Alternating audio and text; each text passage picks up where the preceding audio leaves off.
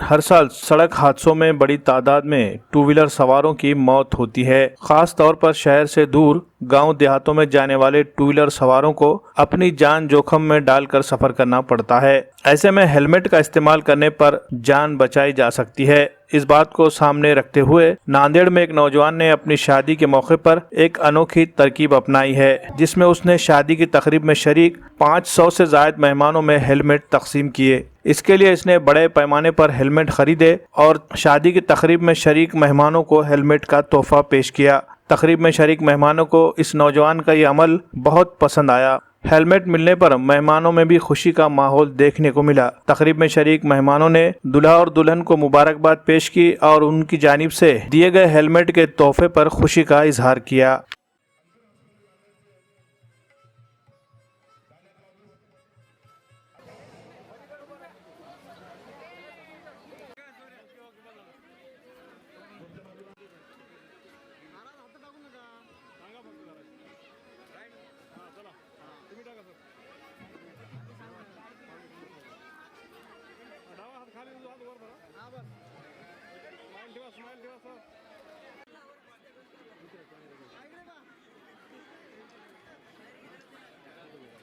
मी पांचाली सेल्सचं काम करतो, insurance sale पॉईंटचं। त्याच्यासोबत काम करताना बरेचसे ॲक्सिडेंटच्या गोष्टी येतात।